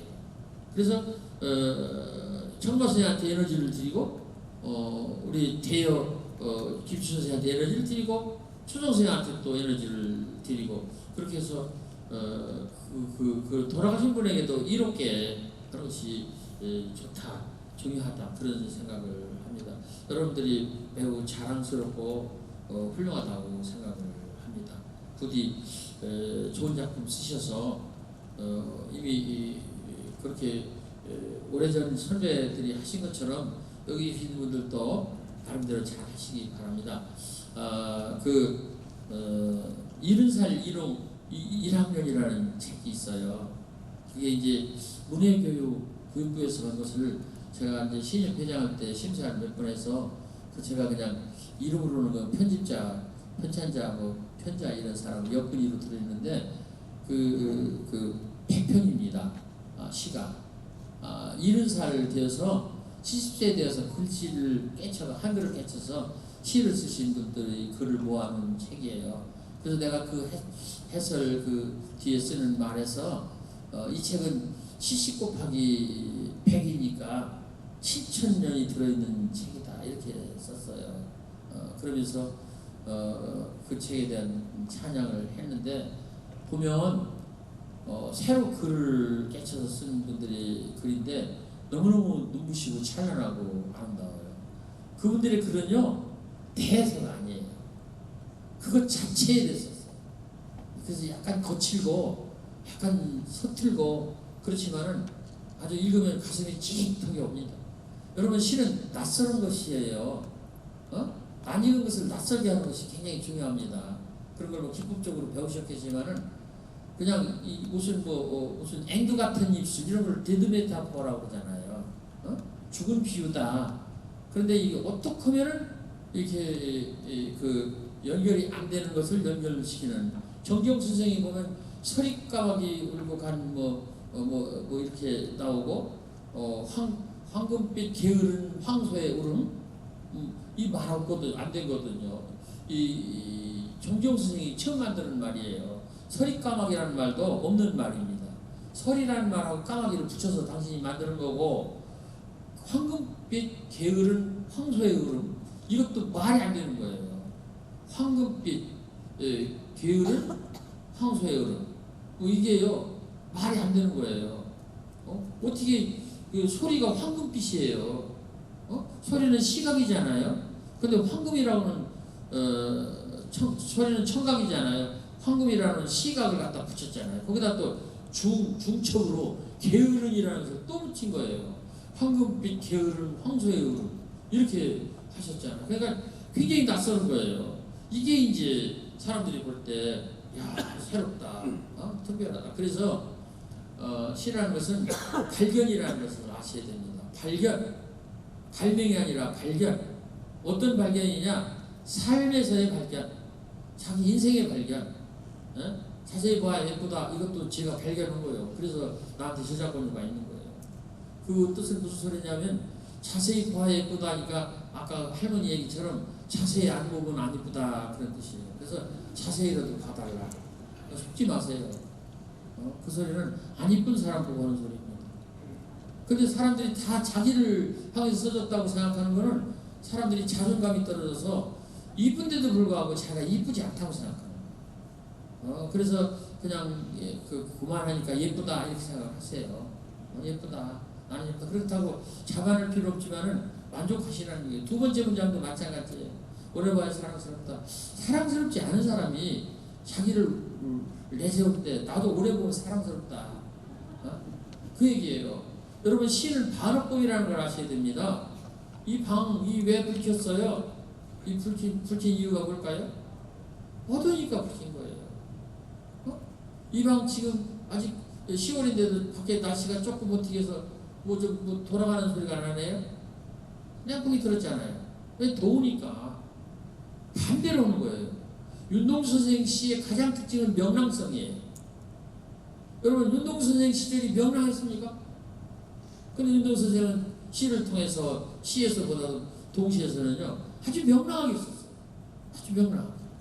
그래서 이 반대로 써서 이렇게 어두운데 불을 켜듯이 시가 불이 돼야 돼. 시가 불이 돼야 돼. 그리고 시가 냉국이가 돼야 돼. 우리가 아프잖아요. 마음이 불안하잖아요. 시가 약이 돼야 돼. 그래서 약 중에 우리 그 우울증 걸린 사람이 먹는 약이 있어요. 호르몬 세로토닌. 그래서 시가 아주 작은 알갱이지만 세로토닌이 돼야 돼요. 우울하십니까? 내가 옆에 있겠습니다. 내가 얘기 들어주겠습니다. 같이 가겠습니다. 이래야 된단 말이죠. 그런데 니들이 시를 알아? 이렇게 하면 이건 꽝이에요. 꽝. 그렇게 시 쓰면 시집 팔릴까 안 팔릴까요? 안 팔립니다. 시집 안 팔리는 생각하면 대본 보면 알아요. 이거 안 팔려. 대본 보면 알아요. 이건 팔리고. 왜 그러냐면 필요하니까 팔리는 거예요. 필요하니까. 그래서 시도 필요한 시가 되고 유용한 시가 돼야 된다. 아까 생산 얘기했잖아요. 시가 생산이 돼야 돼. 생산이 되려면 쌀은 왜 우리가 필요하고 소중합니까? 우리에게 에너지를 주고 우리가 밥이 되고 그러잖아요. 그래서 시가 밥과 같고 반찬과 같고 물과 같고 그럴 때 시집 읽지 말라게도 읽습니다. 저는 그렇게 생각해요. 근데 그렇게 되니까 시집이 안 팔리는 거예요. 그리고 저만 잘났다니까 안 되는 거예요. 왜 저만 잘났어? 같이 잘났어야지. 지금은 그런 시대가 아니에요. 절대 아닙니다. 우리 젊은 친구들 알아두세요. 앞으로 절대 나만 잘났다고 하면 아무도 안 알아줄 것이다. 앞으로 잘 사는 방법은 더불어 잘 사는 것이다. 그걸 메르켈 독일 총리가 퇴임하면서 그랬잖아요. 이제는 우리가 타인 시각으로 세상을 보고 사람들을 볼 때가 됐습니다. 타인 시각. 내 시각이 아니에요. 타인 시각. 다른 사람 그리고 소수인을 함부로 하지 않는 그런 세상을 우리가 꿈꾼다. 이게 요 지구 위기 지금 다 서로 위태롭고 힘들고 이런 시대에 우리가 가져야 될 우리의 마음이라고 생각합니다. 선생님 끝낼게요. 들어주셔서 고맙고요. 이것으로 끝낼까 합니다. 감사합니다. 질문 말씀 있으면 아주 빠르게 하십시오. 아닌 부탁을 하겠습니다. 나태주 시인님께서는 고향이 서천이신 걸 아는데 왜 공주로 가셨는지 하고요. 두 번째는 제가 나태주 시인 시집을 가져왔는데 사인을 좀 받았으면 이상입니다. 네, 사인은 당연히 합니다. 그리고 나태주가 왜 공주에 사느냐? 공주가 좋아서. 그렇다고 내가 왕자라는 건 아니고 공주가 좋습니다. 그 이유가 그래요. 근데 16살 때 공주를 학교를 다니러 고등학교를 데리러 갔는데 공주의 자연이 매우 청명하고 아름답고 그리고 공주 사람들이 조금 서천 사람보다도 유순했어요. 그래서 이런 좋은 자연 이런 좀 괜찮은 사람들 그늘에 와서 살면 좋겠다. 그래서 79년도부터 사는데 공주 사람들이 잘 안 받아주었어요. 서천놈이 와서 공주 사람 행세를 하느냐. 그래서 서천 사람은 놈이고 공주 사람은 사람이구나. 그래서 내가 사람이 되고 싶어서 공주에서 노력을 많이 했고 문화원장을 8년 했어요. 그랬더니 이제 서천놈이라고 안 하고 공주 사람이라고 저를 얘기를 해줘서 공주를 위해서 열심히 노력하는 중입니다. 네. 또 말씀하시죠. 예, 또 다른 분. 사실 저는 그냥 나태주 시인님 말고는 다른 분들 잘 모르고 그냥 시인님 보고 싶어서 온 거였는데 좀 시를 좀 즐겁게 좀 읽을 수 있는 방법이 있을까요? 전 솔직히 시를 잘 본인이 즐거워야 돼요. 그리고 시에서 해방이 돼야 돼요. 그리고 내가 시를 쓴다. 그리고 잘 써야 되겠다는 생각을 벗어날 때까지 써야 돼요. 그리고 그냥 시를 찾아가지 말고 시가 찾아오게 해야 돼요. 보실까요? 시가 있고 내가 찾아가면 내가 고달퍼요. 근데 처음 시를 쓸 때는요. 그래서 오래 써야 돼요. 오래 쓰면 처음은 시를 찾아가요. 내가 시를 만들고 막 뻔따서 모방하고 이렇게 해. 그러면 찾아가는 거예요. 근데 어느 때 되면요. 여기서 울컥 하면은 이게 속에서 뭔가 이제 감정의 덩어리가 오면 이걸 언어로 바꿔야 되겠다 할 때 이걸 바꿀 수 있는 능력이 내한테 있으면 아주 즐겁게 써요. 아주 기분이 좋습니다. 시를 써서 한 번 딱 쓰면 5만 원 생겼다. 나는 이렇게 생각합니다. 그래서 나는 시를 딱 쓰면 우리 집사람한테 가서 돈 받아줬다 가서 미리 원고를 줘요. 5만원 다 안 주고 10,000원씩 줍니다. 그 시를 쓰는 게 괴로운 게 아니고 즐거운. 그렇게 되려면 오래 써서 시가 찾아오도록. 네. 제가 쓴 책인데 하나씩 받으시기 바랍니다. 또 안녕하세요. 저는 충렬여고 다니는 고등학교 3학년 이효림이라고 합니다. 그 시인님께서 생각하시는 대표작은 어떤 건지 궁금해서 시가 뭐냐고요? 아니요, 대표작 시인님 직접 쓰신 대표작은 내가 생각하는 대표작? 네, 어떤 의미 없어요. 본인이 생각하는 것이 대표작이에요.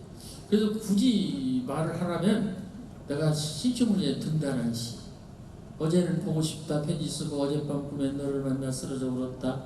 자고 나니 눈두덩에 내 마른 눈물 자주 문을 여니 산골에 실기다라는 게 밤새도록 댄잎에 별비더리듯 그슬린 등피에는 내 얼굴이 어리고 밤기포 대숲에는 후덕이다 가는 밤소나기 소리 그리고도 간간히 사운데다 가는 밤바람 소리. 왜 내가 이렇게 차리울까요? 왜 이렇게 차릴까요? 시를 글말 형식으로 쓴 게 아니라 인말 형식으로 썼어요.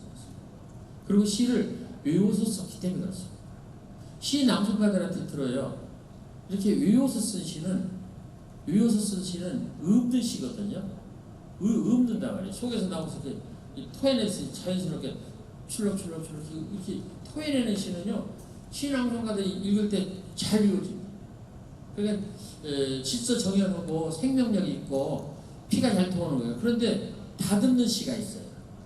막 이렇게 그래서 평론가들이 좋아하고 상탄시들 낭송가들한테 들어보면요 참 잘 안 외워진대요. 마치 분재를 키운 나무처럼 막 이렇게 비틀고 막 올리고 막 옆으로 뻗치고 이래서 안 외워진다고 해요. 바로 그거예요. 그래서 이 없는 시는 생명 감각이 있고 그거는 이제 입으로 외워서 그래서 대수발해서 근데 모르지? 그러면 소용없는 거야. 자네가 모르면 모르는 거야. 예, 또. 그 토론 과정에서 정치적인 이제 뭡니까 치열하게 이렇게 말을 주고받을 때 언어적인 그 시적 언어를 많이 쓰거든요. 은유적인 표현을 쓰고 그래서 이제 우리 정치인들도 좀 거치는 언어를 갖다 버리고 정치인들 얘기입니까? 예. 그래서 이제 그 나토주 시인님께서 그러한 기회를 갖다가 정치인들을 갖다가 전부 다 이게 300명 모여라 해가지고 맞는 말씀이에요. 그 시인님이 그런 어떤 특강의 시간을 가졌으면 좋겠다. 이런 말씀을 드리겠습니다. 그래서 저를 국회로 보내주십시오.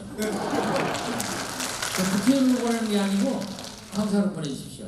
제가 법원에도 가고 검찰청에도 가고 경찰청에도 가고 그랬어요. 근데 국회는 안 갔어요. 그래서 국회에서 불러주시면 국회의원들하고 말씀 좀 이쁘게 해주세요. 나태주 시인님이 정치인이 되면은 인기가 급락할 겁니다. 지금 그런 인기를 갖다가 정치인이 되는 순간 나락으로 떨어질 것 같습니다. 네, 동의합니다. 같은 뜻이. 네, 제가 시집을 좋아는 하는데 시집을 읽을 때 항상 드는 고민이 저희가 보통 읽을 때 저희가 꽂힌다고 하죠. 저한테 와닿으면 꽂히는 그 시만 반복해서 읽을 때가 많아요. 시집을 사도.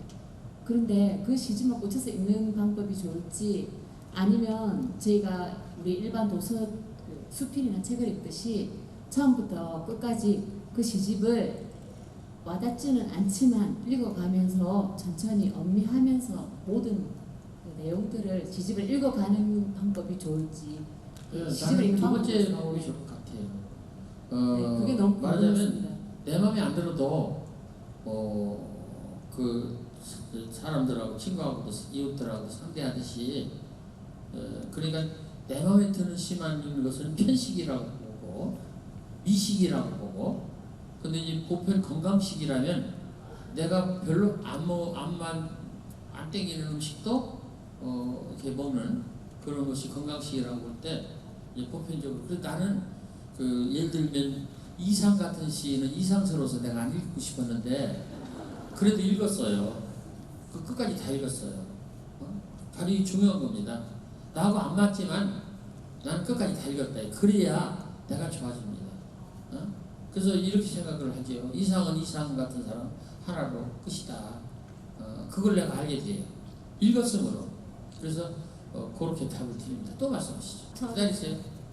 그 시인님의 시 그 대상이 옛날에는 자기 시인의 따님이랑 옛사랑이라고 들었는데요. 그 시인의 대상, 시의 대상이요. 시의 대상이 따님이나 옛사랑이라고 들었는데 요즘 쓰는 시의 대상은 누구를 대상으로 해서 쓰는지. 아, 궁금해요? 네. 나는 여자를 좋아해요. 어렸을 때는 외할머니를 좋아했고, 어머니 좋아했고, 누이도 좋아했고, 아내도 좋아하고. 그 여자 없이는 시가 어려워요. 그리고 요즘에는 아주 젊은 독자들이 있어요. 나하고 50년 차이도 있어요. 같이 책도 쓰고 그런 독자들의 도움을 많이 받습니다. 그들이 나한테 시를 줘요. 시를 선사한다. 그들은 준 줄 모르죠. 근데 내가 훔치는 거예요. 그 사람한테 느꼈던 마음, 섭섭했던 마음, 보고 돌아오는데 또 돌아가서 보고 싶은 마음, 이런 것들이 나한테 다 시가 돼요. 여러분들이 다 나한테 시를 줄 수가 있어요. 그래서 시의 소재는 자연, 세상, 그리고 사람인데 그 중에서도 내가 사랑하는 사람한테서 아니요. 사랑하는 만큼 거기서 선물이 옵니다. 아주 보따리로 와요. 이번에 별이라는 책을 하나 기획을 했는데 아레치 코리아에서 그 책은 한 사람에 대해서 그때 400페이지 미쳤지요? 시집이 400페이지예요. 여러분 시집이 두꺼워야 잘 나갈까요? 얇아야 잘 나갈까요? 네, 틀렸어요. 박노해 선생의 시는 500페이지. 너의 하늘을 보아 500페이지. 잘 나갈까요? 아주 잘 나가. 아주 잘 나가. 500페이지. 표지도 포크로스, 지크로스 천으로 풀발락 천으로 됐는데 엄청 잘 나가. 너의 하늘을 보아. 소설책은 요즘에는 얇아져요. 이유가 어디 있을까요? 이 사람들한테 있어. 이 사람들이 얇게 하라고 했습니다. 또 말씀하시죠.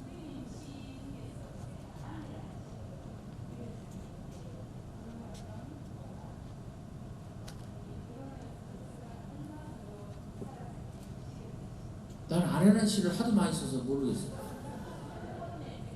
그거는 우리 애들 둘 낳았을 때 아직도 당신에게서는 풀꽃 향기가 납니다. 처음에는 약간 역겹더라고 우리 집사람. 그 말하자면 인내라고 그럴까. 그런데 이제는 그 냄새를 맡아야 우리 마누라 아직도 얘기를 안 해줬어요. 그래서 그게 풀꽃 향기 냄새라고 그래서 자기도 풀꽃 냄새라고 할 거예요. 근데 그렇게 냄새가 나야 우리 집사람이라고 생각해요. 그래서 싫은 것도 오래 참다 보니까 그게 이제 진짜 내 것이 되고 아마 나한테도 냄새가 날 거예요. 혼자서 자는데 가끔 우리 방에 내 방에 들어와서는 이거 호레비 냄새 혼자 자니까. 네, 그렇습니다. 중간에 애 둘 낳고 중년쯤 저기 선생님. 네. 통영을 방문해 주셔서 감사합니다. 제가 마지막 타자 같은데 제가 홈런을 날려 안 되겠습니까? 그지요? 요즘 제가 마이크를 위로 좀 잡으십시오. 서점에 책을 사러 가면 서점 쪽에서 하는 말이 전자시대가 돼가지고 책이 안 팔린다고 그럽니다. 그래서 우리가 시가 사람을 밥 먹여주는 세상이 올 수 있을까요? 매일의 세상은 안 오지요. 안 오는데 시집이 팔리는 세상은 옵니다. 그거는 독자의 탓이 아니고 시인의 탓이라고. 그거는 백종원 씨한테 물어보면 알아요. 백종원 씨한테 물어보면 음식 좀 안 되는 음식에 대해서는요 대단히 좀 미안한데 음식 주인 얘기를 해요. 어떻게 음식을 만들고 어떻게 음식점을 운영하고 길거리에 배고픈 사람은 아주 많습니다. 근데 유독 어떤 집은 많이 손님이 끌고 어떤 집은 안 들어간단 말이죠. 그거는 그 안 들어가는 집은 좀 꼭 그렇게 이렇게 이제 상업주의적으로 말할 수는 없지만은 안 들어가는 이유가 있어요. 시집도 안 팔리는 시집은 의미가 없다는 게 아니라 안 팔리도록 돼 있어요. 그래서 매우 안타까운데, 그리고 이 자본주의라는 것이 이 특성이 그렇습니다. 빈익빈 부익부예요. 음식점 보세요. 우리들도 그러잖아요. 손님이 많이 들어가는 음식점에 가나요? 안 들어가는 음식점에 가나요? 줄 서더라도 많이 들어가는 음식점에 가나요? 책도 이게 쏠림 현상이라고 그러는데 많이 팔리는 사람을 꺼서 하는 거예요. 그리고 서점에서도 팔리는 사람 책을 제일 앞에다 놓는 거예요. 그러다 보니까 손이 가까우니까 그거 찍고 눈에 띄니까 그거 찍고, 그렇게 되면 빈익빈 부익부. 그리고 이 인생이라는 거는요, 소비예요. 소비. 인생도 다 소비예요. 그리고 망가지게 돼 있고, 그런데 이제 어떻게 우리가 덜 부끄럽게 덜 치열하게 망가지는가, 이것이 문제인데, 그래서 말하자면 많이 절망스럽습니다. 책이 많이 팔려도 절망스럽고 안 팔려도 절망스럽고 그렇게 생각하고, 그리고 말씀이 길은데 시는요 직업이 아니에요. 우리나라 사람 말 중에 시인만 문인만 꼭 인자를 붙였습니다. 그렇기 때문에 직업이 되기가 많이 어렵습니다. 그래서 밥벌이가 안 되는 거예요. 그거 아닌 사람들은 다 가를 붙였어요. 작가, 소설가, 수필가, 희곡 작가, 시나리오 작가, 또 건축가, 음악가, 미술가, 화가 다 가를 붙였잖아요. 그런데 이 가라는 것은 돈을 받겠다는 것입니다. 근데 시인은 돈을 좀 안 받아도 괜찮다, 그런 뜻이에요. 시인이잖아요. 시인, 아주 중요한 말씀입니다. 그래서 시인들은 왜 시인인가를 본인이 알아야 돼요. 때때로 이 가수 보면 가수 이게는요 아주 치열하게 부르는 말이에요. 가수라는 말. 싱어는 모르겠는데 가수는 그 손수가 붙었잖아요. 목수하고 같은 수예요. 그래서 이미자 같은 분한테 김동건 씨가 가끔 그 무슨 노래 뭐 하는 거 있잖아요. 이미자 씨 나오는 김동건 씨 사회보는 가요 그런 거 할 때 보면은 이미자 씨 보고 가인 이미자 선생 나오셨습니다. 송가인도 그 가인인지 모르겠는데 가인 그래요. 그건 뭐냐면 가수를 수를 떼고 거기다가 노래 가짜에다가 인자를 붙여줘요. 그래서 우리 시인들은 인간답게 살아라, 그런 조상들의 좋은 교훈 말씀 부탁이 들어있지 않을까. 그림도 인을 안 붙였습니까? 그림이요? 그림 거지. 그림 그리는 사람 화가지요? 마이크. 이거? 거린. 그림? 거지도 우리 거린이라고 했지 않습니까? 거린. 네, 그러네요. 시인하고 거린하고 같으면 안 되는데 미안합니다. 그걸 알려주셔서 고맙고요. 또 말씀하시죠? 거린, 거린, 네. 그래서 조금 접근할 수 있는 방법이라도 감성도 애들이 많이 부족한 것 같고. 질문하세요. 네. 고민입니다. 그래서 어떻게 처음부터 다시 좀 해주십시오. 아들 3명이 핵심을 네, 그 시집을 좀 읽을 수 있게 시에 가깝게 다가갈 수 있는 방법이 뭐 어떻게 있는지. 본인이 읽어야죠. 저는 좀 그건 뭐 잘 모르겠는데 본인이 고민이에요. 저도 잘 모르겠어요. 우리 집에도 시 안 읽으니까. 그거는요 그 개체가 생명체가 필요성을 느껴야 돼요. 필요성을 느끼고 그러면 읽지 말라고 읽지 않을까 그런 생각이 듭니다. 방법 없어요. 왕도 없습니다. 어떻게 시를 읽게 시켜요? 본인이 좋아해야죠. 그래서 좋아한다면, 그리고 혹시 노력한다면 좋은 시집을 사준다든가 얘기한다든가 그래서 본인이 좋아하는 내발적 동기가 생기면 읽지 말라고도 읽지 않을까요? 저는 그렇게 생각합니다. 네, 또 예, 제가 하겠습니다. 네. 예, 예전에 지인님께서 초등학교 교사하셨다고 알고 있는데, 예, 저도 통영에서 초등학교에서 교사를 하고 있는데 저희 반 특색 활동으로 매일 명사들의 좋은 말씀이나 성공 경험 같은 거 아침에 칠판에 편지로 공유를 하고 아이들 소감을 듣는 활동을 하고 있습니다. 그래서 내일 저희 반 학생들한테 좀 이 말 한마디 되게 공유하고 싶은 그런 말씀 한마디 있으시면 그 말 듣고 싶어서 왔습니다. 글쎄요, 그 아주 좋은 계획이고 좋은 교육 방법 같습니다. 계속 하시기 바라고, 그걸 내가 지금 애들하고 어떻게 공유하겠어요.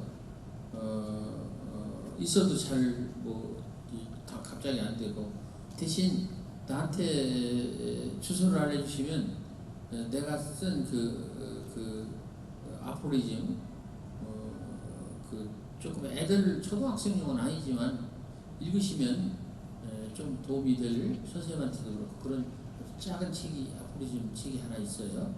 그 책을 보내드릴게요. 네. 감사합니다. 이걸로 답을 하겠습니다. 예, 솔직하고 담백한 감성 넘치는 강의를 해주신 우리 나태주 씨님께 다시 한번 뜨거운 박수 부탁드리겠습니다. 네, 이제 소개를 하겠습니다. 우리 선생님이 많이 기다리셨어요. 제가 이제 충분히 말씀을 좀 듣고 이야기를 하고 싶어서 그랬는데 감사드리고, 여러분들께 감사드리고, 여러분 마음속에 맑은 물이 고이든 좋은 느낌이 남든, 그래서 살아가시는데 좀 다행스러운 어떤 마음을 가져주셨으면 좋겠습니다. 예, 끝내려고 합니다. 그렇지만은 제가 여기 올 때 많이 느낌이 특별했어요. 회장님이라든가 문학회 형들이 포근문학관에 와서 말씀을 들었는데, 다른 어떤 고장분들하고 틀리게 아주 적극적으로, 아주 열심히 열정적으로 들었습니다. 사람은요, 어떤 영적인 존재뿐만 아니라 마음에 좀 특별한 이런 능력이 있어서 저쪽 사람이 어떻게 하는 것을 우리가 말하지 않아도 알 수가 있습니다. 통역분들은 특별한 분들이었습니다. 그런 특별한 분들의 초청에 이렇게 제가 오게 돼서 매우 말이 아니라 진심으로 감사하게, 고맙게 생각합니다. 여러분, 참 아름다운 고장입니다. 잘 지키셔서 여러분들도 그런 고장의 주인이 되시기 바랍니다. 어떻게 우리가 만났을까요? 참 어렵게 만났습니다. 오늘 또 회장님이 전화를 안 주셨으면 터키 트루기에서 온 시인이 하나 있어요. 33살 먹은 터키 라라라고 하는 여성인데, 그래서 그 2시에 만나기로 약속을 했어요. 그래서 그 여성이 그냥 가버렸습니다. 패싱검성 갔어요. 8일날 귀국한다고 그래서 갔는데, 그 친구가 내 시를 번역해서 바로 조금 전에 이야기하고 가신 김사인 선생 번역원에 냈어요. 지금 번역원장이 딴 사람이 하지만은, 근데 이제 나태주 시를 번역해서 이 번역원에 냈는데 2번이나 떨어졌대요. 번역한 게. 그래서 안타까워서 내가 그렇게 하는데, 본인이 시를 한글로 시를 썼다고 그래요. 근데 보내왔는데 시가 참 좋더라고요. 그래서 제가 180만 원인가 한 200만 원 정도 내서 시집을 내줬어요. 한글로 된 시집, 터키 여자한테. 그래서 그 시집을 가지러 왔고, 그 시집을 내가 내줬기 때문에 만나러 왔습니다. 여기하고 이제 시간이 맞서서 그 사람을 그냥 갖고 여기로 왔습니다. 그래서 굉장히 어려운 우리의 만남이에요. 회장님들의 노력이 아주 끈질기고 아주 뜨겁고 아름다웠고, 저도 노력을 했다고 봐야 됩니다. 세종시에서 빨리 자르고서 오는데도 좀 늦었잖아요.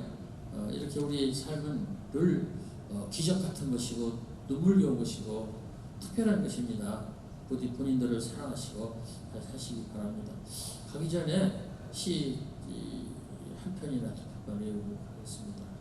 언제 또 여기에 오겠습니까? 선물 하늘 아래 내가 받은 가장 커다란 선물은 오늘입니다. 오늘 받은 선물 가운데서도 가장 아름다운 선물은 당신입니다. 당신 나지막한 목소리와 웃는 얼굴 콧노래 한 구절이면 한아름 바다를 아는 듯한 기쁨이겠습니다.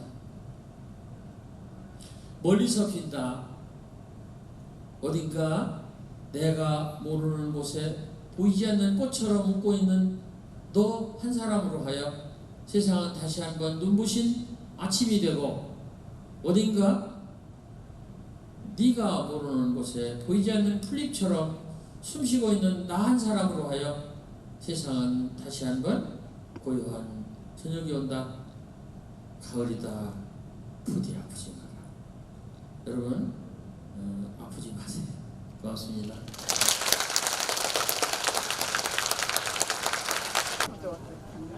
특별히 나태주 선생님 연락처입니다.